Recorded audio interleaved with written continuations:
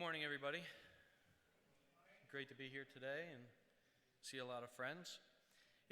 I'm going to speak a little bit about video analysis, but I'm really going to speak about the importance of sharing and increasing the knowledge of your athletes.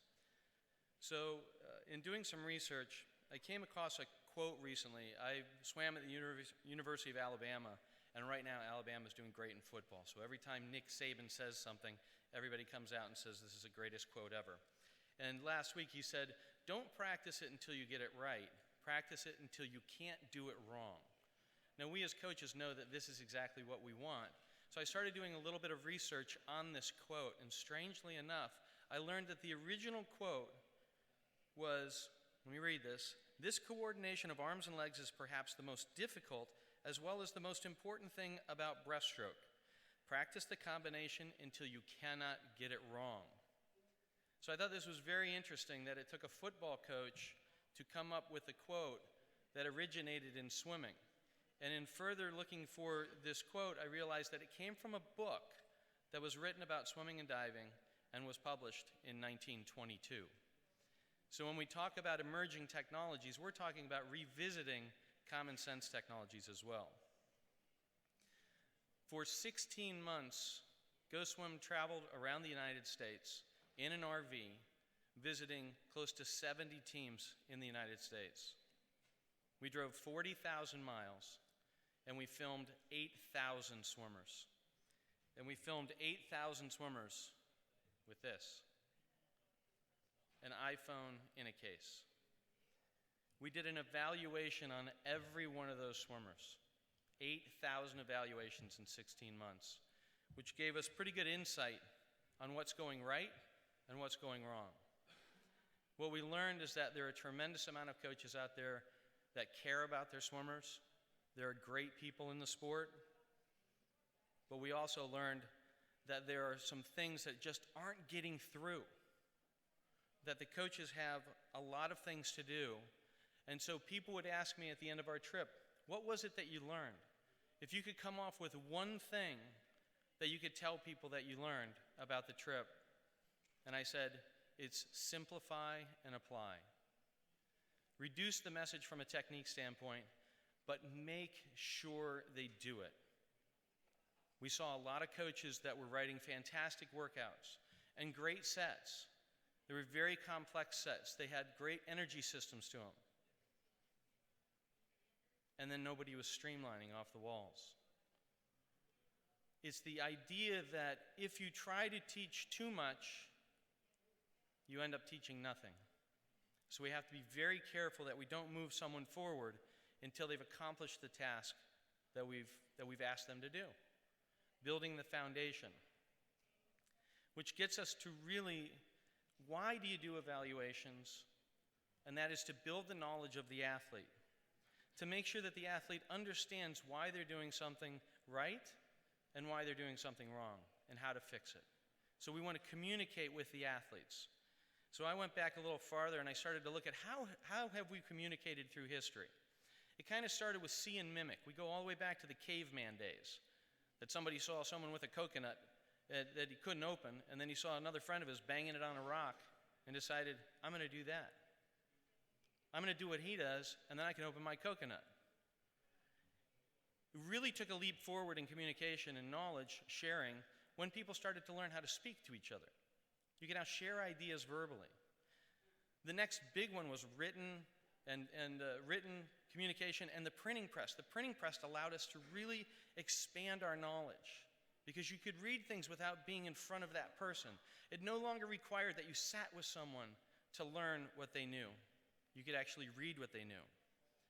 The next big breakthrough was a network computer for governments and hospitals and universities to share information across large distances virtually immediately. But it still left out the individual. The next one was the internet. Now, anyone with a computer could share information, could find information, could really see what they wanted to learn about and very quickly get it. And now you don't even need a computer. Everybody has a mobile device. You can find anything you want wherever you want. And now we're just bombarded with information. We're bombarded with so much information, it's hard for us to determine what's right and what's wrong because it's coming from so many sources. And when we get back on deck and we're talking to our swimmers, we go all the way back to full circle and realize that the best way to communicate with them is back in the caveman days, which is see and mimic. See how to do this? Do it. The problem is that we all coach multiple swimmers. So how do we scale this so that we can reach all of our athletes? We know by private lessons, by tutoring, that one-to-one communication is the best way to do it. If we can get one swimmer sitting in front of us and we can work with them in a private lesson or a very detailed video analysis session, they're going to learn the most. As soon as we get to 1 to 2, it starts to fall apart a little bit. And you all know this. There's different physiologies. There's different mental maturities. As soon as you get 2 people, we have to individualize the message just a little bit to make sure that that athlete is getting exactly what they need. We generally work in a 1 to 30. Training group is approximately 30 swimmers in the United States. And what we learned on the trip is this is close to chaos. When you're in a classroom and you have 30 students sitting at their desks that you can speak directly to, that you can see their faces, and you can hear whether or not they're misbehaving, even that is not a good ratio. You can imagine, as you all know, as soon as the swimmers push off, our communication has ended. We depend on their knowledge once they've pushed off the wall to continue their progress forward. They must know what we know, or they must know more about themselves than we know about them. We must engage them in the process. In a study done in the United States, the classroom size for one teacher is 13 to 17 students, again with kids sitting in desks in a room. This is not swim coaching. By the time you get to 22 to 26 students, you must have 2 teachers. So we've witnessed this across the country. Well-meaning people that have a tremendous amount to do, that have limited resources, so certain things don't get done quite as good as they want them to be done. We just look at a standard coach and what some of the responsibilities are, and we know how this adds up to be overwhelming, to write the practices, to manage the meets, everything that you have to do, let alone dealing with parents and facilities. It's an overwhelming responsibility to run a swim team. And on top of that, you have to individualize technique, communication with every athlete. This is where we come in. Over the past 15 years, we've created thousands of videos with varying techniques. Hopefully all of you have at one point or another seen a GoSwim video. The social aspect of things is something that we take responsibility to share to the swimming community, and we've been doing it for a lot of years. In the platform, however, you are able to find the exact video that you want, which in this case would be breaststroke, head position, or breaststroke extension. You can then click the date that you want your swimmers to see it, add your message so that you can explain what you want your swimmers to watch, click the button, and every one of your swimmers will see this video before practice. So when you get to practice, they already have an understanding of what you want them to work on.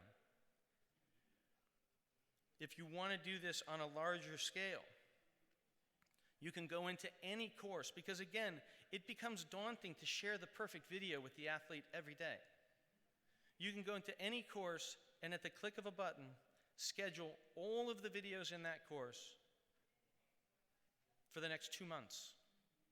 Every Monday, Wednesday, and Friday, these swimmers are going to get a João de Luca freestyle video. And the question then becomes, do I have to show the perfect video, or can I just show them something? Can I engage them in seeing that every Olympic athlete has extension in freestyle? And over time, when they continue to see these beautiful body lines that we'll be seeing this week at World Championships, when they start to understand that that is the norm, and they start to see videos of themselves in the evaluation process, the self-education begins. The swimmers understand, I don't look like João de Luca. Why don't I look like that? Other than he's really tall and good looking. So now, how do we get content back to the athlete? How do we make sure that we can communicate with them simply and easily? And being a coach and knowing that I wanted to give frequent feedback, again, like I said,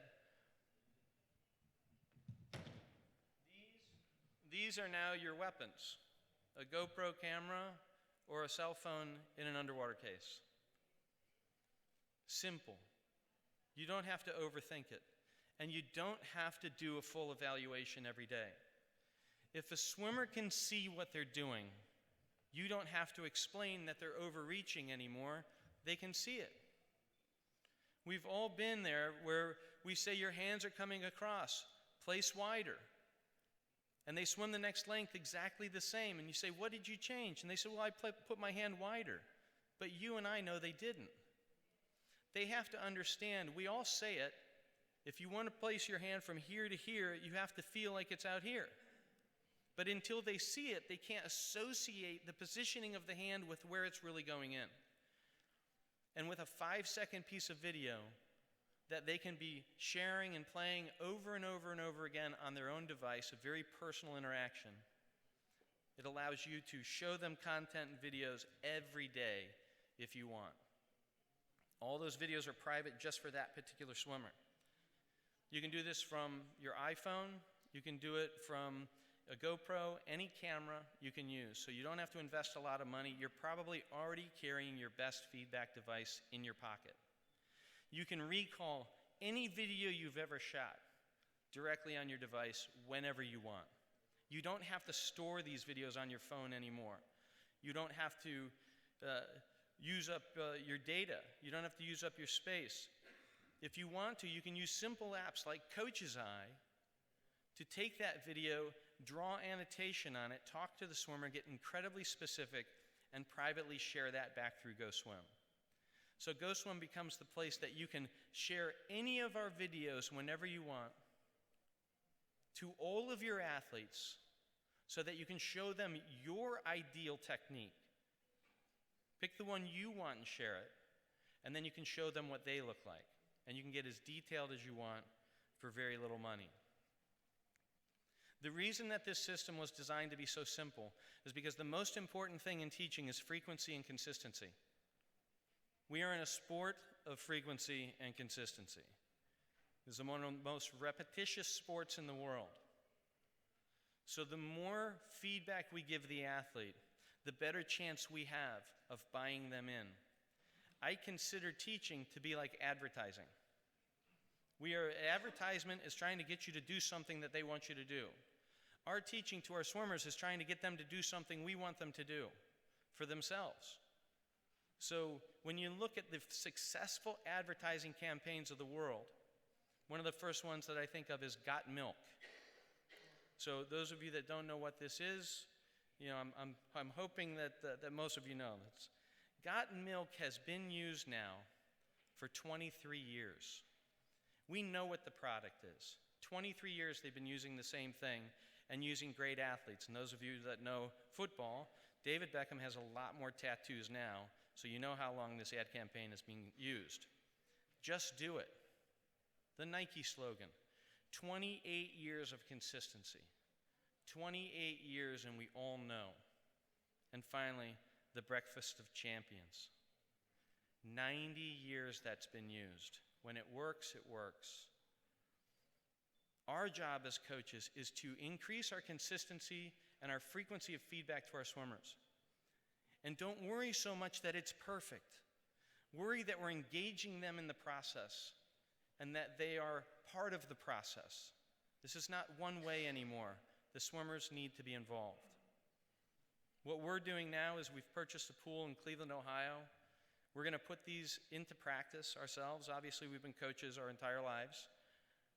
But we're trying to make sure that the team size and the functionality and how we teach and how we progress athletes through, so we're starting from absolute scratch. We don't have to worry about creating a new culture or changing a culture because we are creating a new culture from scratch using all of this methodology. So, again, I appreciate you coming. If you have any questions how to do this, how to share this with all of your swimmers, how to film, how to evaluate, I figure you just come back to the booth 47. We'll be there the next 2 days, and I can answer individual questions. If you have swimming questions you want to talk about, we're there as well. So I hope you enjoyed it. Thank you.